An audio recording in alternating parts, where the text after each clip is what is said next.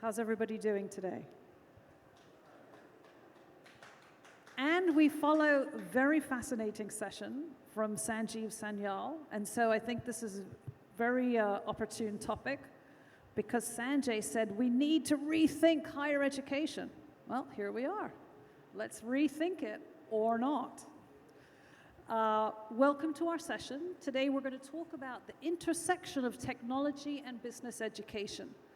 Thank you for being here. My name is Ashley Campo, and I'm the Chief Learning Officer for Emeritus. We have just a short 30 minutes, but it promises to be very dynamic and interesting. I'm joined today by three incredible education leaders who have unique perspectives, and they come from institutions that are right at the heart of educating leaders. Please let me introduce them. Kirsten Schofer is the lead for Global Digital Education Innovation at the University of Technology Sydney, UTS, with over 15 years of experience at the intersection of technology and higher education. Professor Santosh, Dr. Santosh Sanjem is an assistant professor of finance at XLRI, a fellow PhD in economics from IIM Calcutta, and a chartered accountant. And finally, we have Dipankar Chakraborty, who serves as the Managing Director for South Asia at the University of New South Wales, UNSW. He's based in New Delhi, and he leads UNSW's operations in South Asia. So thank you for being here today. So we have arrived. AI is the technology of the moment. The question we have today is, how is it going to hit business education and higher ed in general? Are business schools and institutions going to be lightly touched by AI, or are we going to be really disrupted? Okay, and we're going to look at it from two angles today. So first of all, how is it going to impact what we want to teach? What are those skills that our business leaders are going to need? Right? Imagine 5 years from now where AI is completely ubiquitous. What do our leaders need? Right? So skilling. And then the part two is, how are we incorporating AI into our teaching methods? Right? How do we build those tools into our learning experience? So, should we start with you, Dipankar? Sure, Ashley, and thank you very much for the invitation and to join the panel. So I think there is no doubt that generative AI is going to transform the way we work, learn, and engage with information. Typically, what we need to do is, in the education, what are the skills that we basically teach that the transformative AI cannot do? So how do we kind of prepare learners for the digital economy that emphasize skills that goes beyond what AI can perform, right? And typically what I would critically list them down as essentially, critical thinking and judgment. So the ability to assess AI outputs, critically examine the assumptions, and make informed decisions. That's going to be a key skill. I think data literacy. So a lot of, the entire AI uses or rely heavily on data. But to understand data structures, how it works, so a basic skilling around understanding, data literacy, the hierarchy in a bit, I think is essential. The most important, I would say, is human-centric. So you will have to deal with people. So leadership, empathy, cross-cultural communication. These are skills that I think AI will not be able to match, and something that the business school or any university or higher education institutions should look at providing. And finally, I would say, ethical consideration of AI. How to use AI ethically, recognizing the biases, removing the biases, using it in appropriate contexts and also deciding when not to use it, I think would be the key skills that I think the institutions will need to emphasize in this, or to prepare leaders of the digital economy. So I'll probably stop here and we can go around to check what other panelists think. Yeah. Thank you. Interesting on the ethical use, and maybe we'll come back to that. Yes, Kristen. Yeah, I can basically actually echo what Deepanka just said. But I would like to link this also to an earlier session that we heard today about learning to earning. And we had the managing director from LinkedIn, ANZ here, who also pointed out that we are experiencing a dramatic shift in how we work, and that's driven by technology, and AI is going to accelerate that. So everything that we know today is that 70% that are on the skill list that is currently high in demand won't be there in 5 years' time. And neither employers nor educational institutions know which skills will be on that list in 5 years. So we can't really prepare anyone for technical skills at this stage. We, of course, have to stay abreast of the technologies and need to teach the basics so that people can understand it. And as Deepanka said, really have the data literacy and the understanding to apply sound judgment. But I think what we really need to focus on is creativity, something that is uniquely human and that sets us apart from any technology that will be developed. Or, well, what do we know? Maybe technology in 5 years' time will be equally as creative.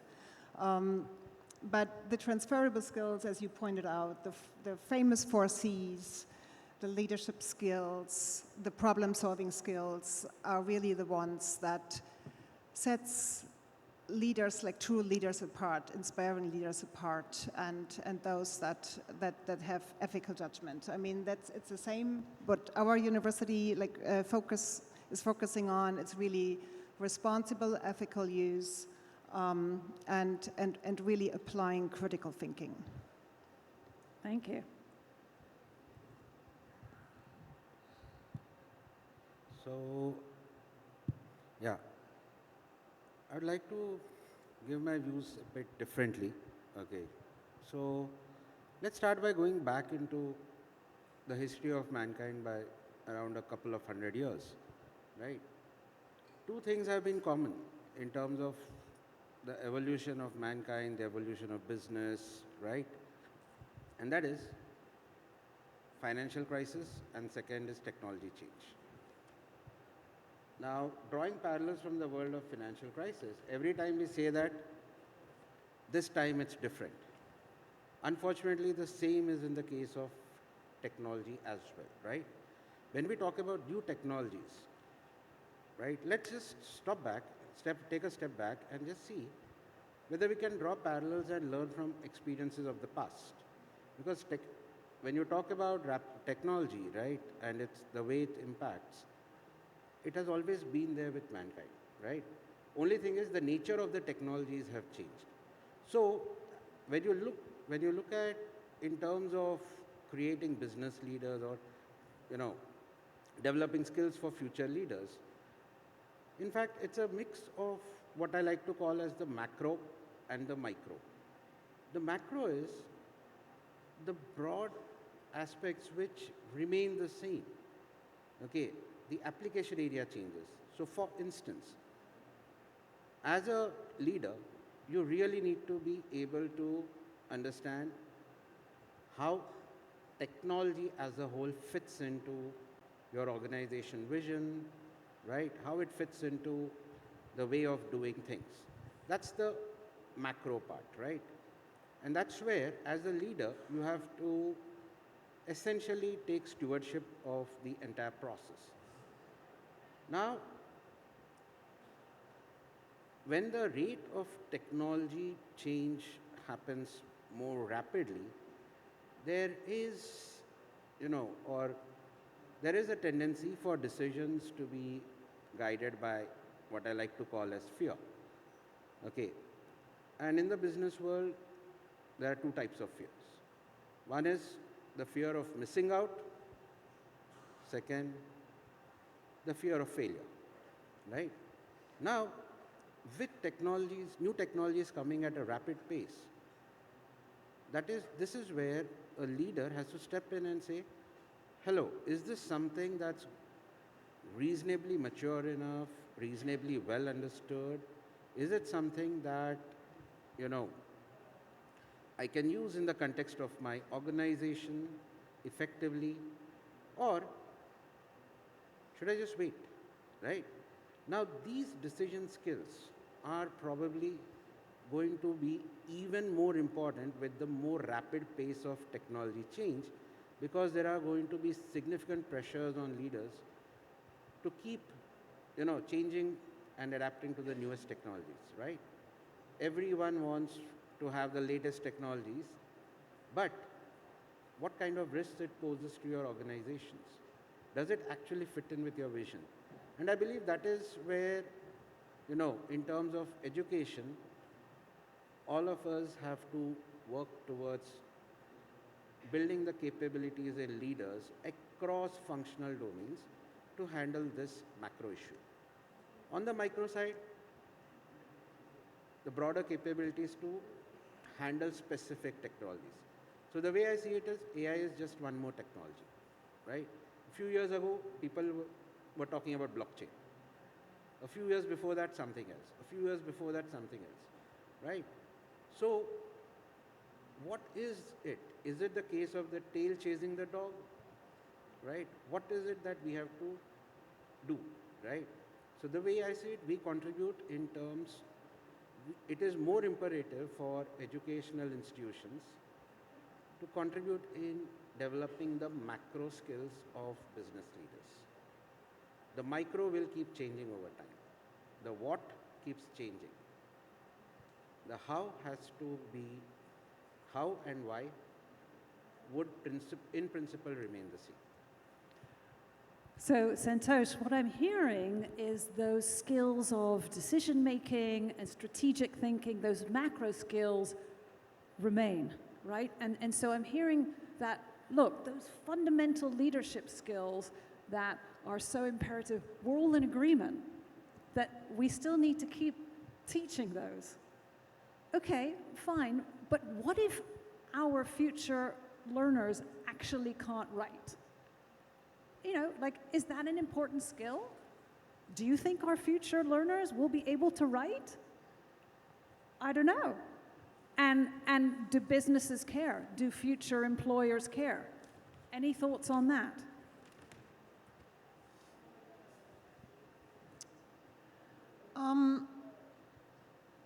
It's an interesting question.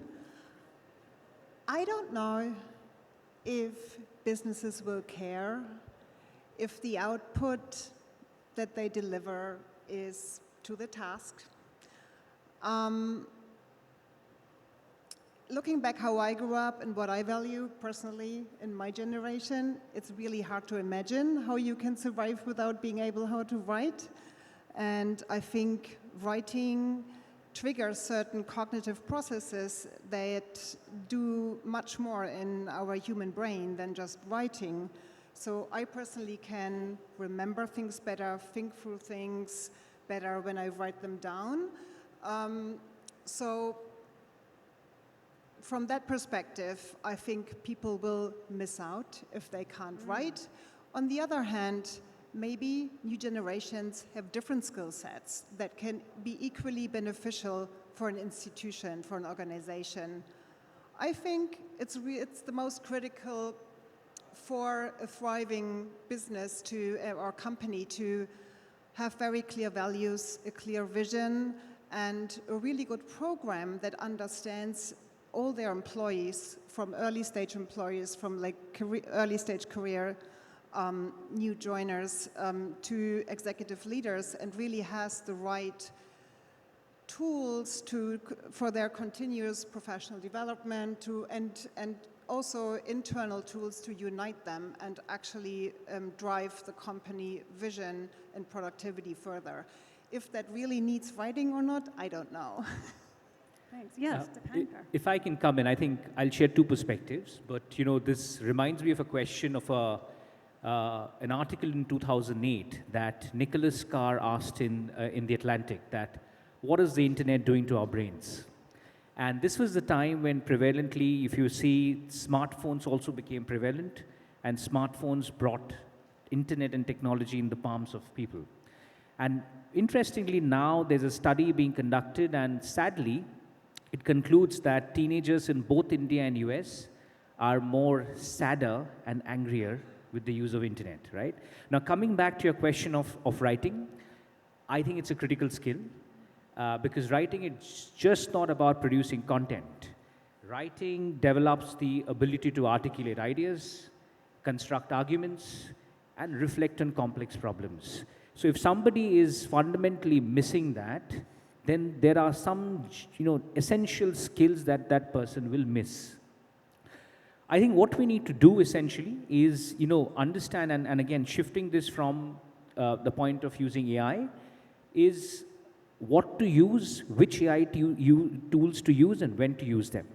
So when to use them ethically and strategically, so that they can understand when to use them to augment their capabilities without restricting their capacity to originality and creativity. Now, I'll give you another example.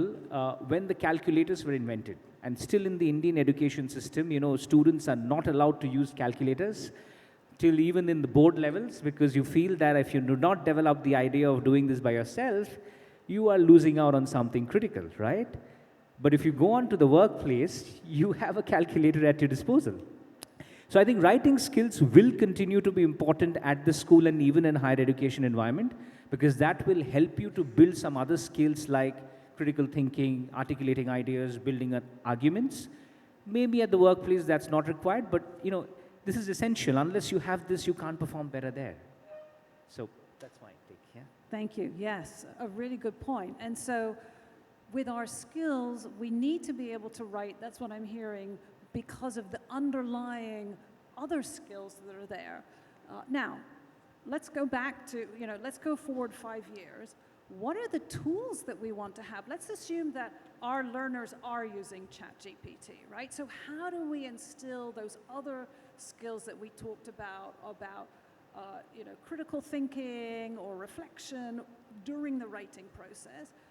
Do we want to change our learning methodologies? Yeah. The way we teach our learners today, is there an opportunity with generative AI to bring in some new tools to make the learning experience even more effective? So I'm curious, you put on your institution hats, like, where do you stand on that? What do you think about adopting AI tools to enhance the learner experience? Who wants to go first?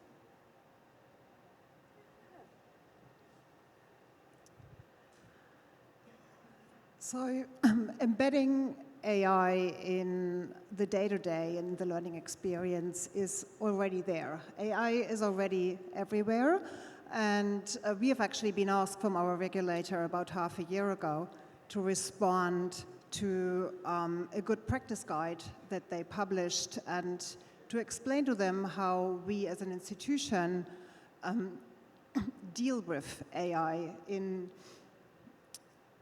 for the learning experience, in the curriculum, for the academic profession actually as well. And UTS has a student-centric approach. So we launched a program that is called Students as Partners, and we really embrace the student voice and listen to them, because we think we can learn from them as much as they will learn from us. And it's important to really embrace their needs and incorporate that into new pedagogies and new learning experiences. So we also recently participated in a research project across multiple Australian universities that had a major survey asking about the use of AI in general for the study and also how it impacts students' well-being. And the answers were very, very interesting. There are three key takeouts from that survey. The first is feelings are absolutely mixed. There's no clear answer, and a lot of the students feel skeptical and worried, but that is also balanced out with optimism, with excitement, and with gratefulness for the technology to assist them in their learning. The second big takeaway is use is high, but trust is low. So while 83% said that they are using Gen AI, 44% are using it daily or at least weekly. However, 91% are scared of breaking the rules by using Gen AI. So that really led to the third big takeaway, is that further guidance and transparency is desperately needed. So that's why we are developing lots of tools to support the students, chatbots that can respond to their questions and needs much quicker than a human student support team, online modules that actually educate about ethical and effective use, because that's really what it's all about. We want them to be effective in the use of AI, but also know how to ethically apply it. Yeah, so that's the student side, and then for the academic side, we are also developing similar tools for educators to be more personalized in their feedback, to be quicker, to just improve productivity actually, but also student experience for a more tailored response to the individual student. And then on the curriculum side, we are developing agents that are programmed with our quality assurance and learning design principles that can scan the entire curriculum of the university and really spot where curriculum needs to be updated, where there are gaps, where it needs to be optimized, or where we have overlap. We have many different faculties, and some of them have similar courses, so maybe we duplicate and we can avoid that. And it also helps if we want to modularize the curriculum further and extract bite-sized, shorter forms of learning out of a degree to do that. So it actually makes us a lot more responsive, and what we've heard before, that institutions take forever to approve new curriculum and it's outdated by the time it's approved. We hope that we can avoid that in the future by using these tools. That's an interesting application and fantastic information you get, and to apply it is even more impressive. Santosh, what is XLRI's perspective on adopting AI in the classroom for learner experience? See, as of now, we are still, as with most institutions, we are still working out how to, figure this, how we can integrate AI into the curriculum, right? But broadly, some of the faculty have started doing it at individual levels, right? So for instance, if I link this with your previous question, right? When we talk about, say, reading, writing, right, which we basically evaluate students in the form of assignments, etc., right?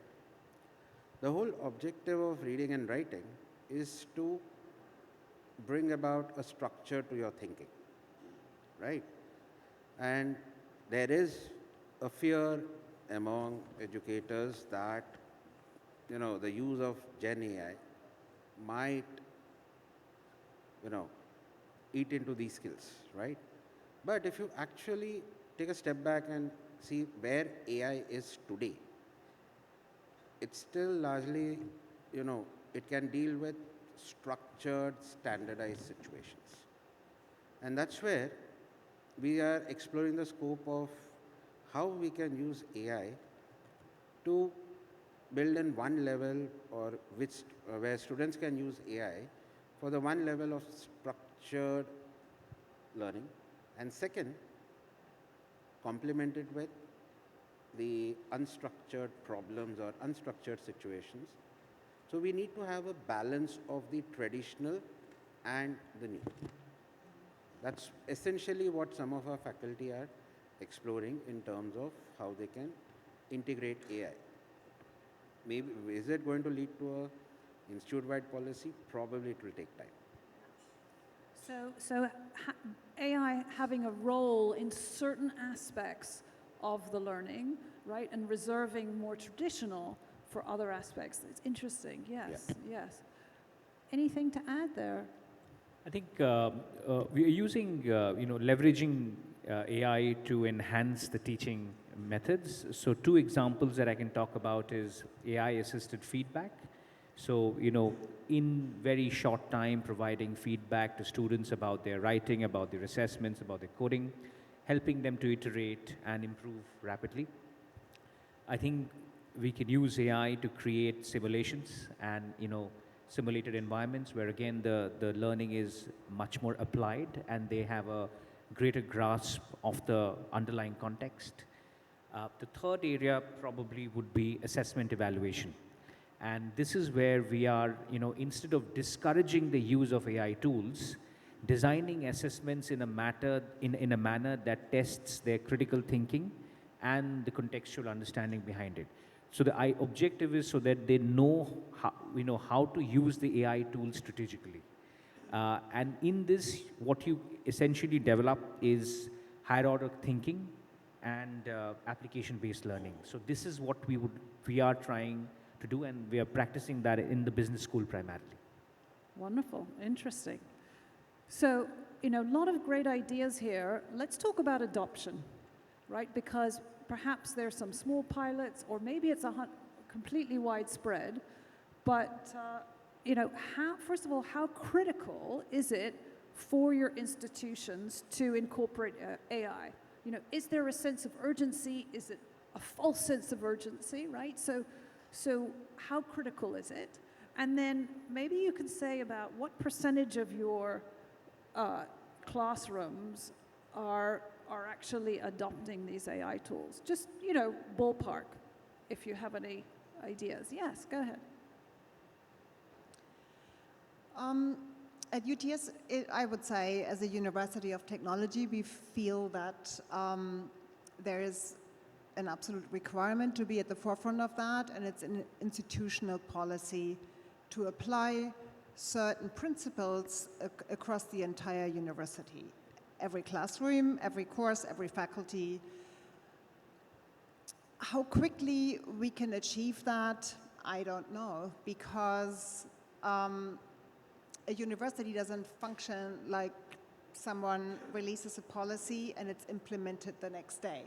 So we require really all the academic colleagues and stakeholders to collaborate, to adopt it, and we also don't want to have a recipe that is applied across the institution and rather work with principles because course content is different and each course director, each academic has their own style. So we need to also make room for that. So it's this balance to have certain principles that need to apply across the curriculum institution-wide, but allowing enough freedom to tailor it to the particular nature of the course. Thank you.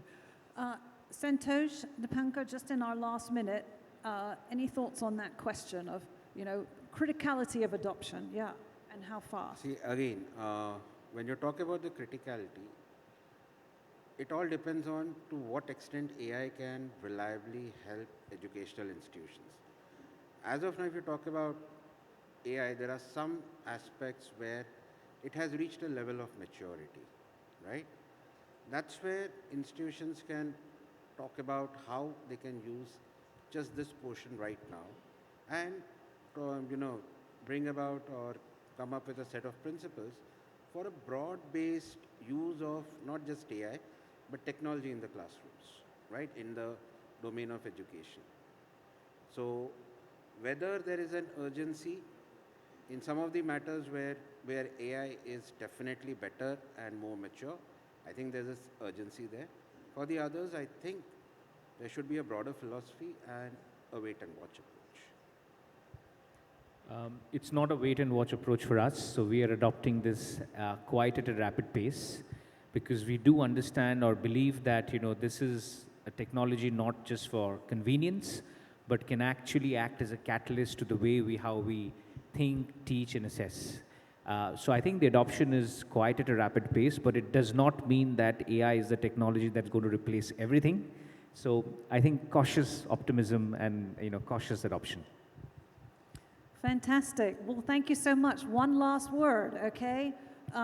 Sort of nice, light touch or revolution? Where are we with AI and higher ed? Where is it going to be on that spectrum? A light touch, slight impact, or are our institutions going to be turned upside down? One word. What do you think? It's definitely beyond light touch. All right, fantastic. Somewhere in between. Somewhere in between. Somewhere in between. Okay, so thank you to our wonderful panelists for their insight and wisdom on this fascinating topic. Thank you so much.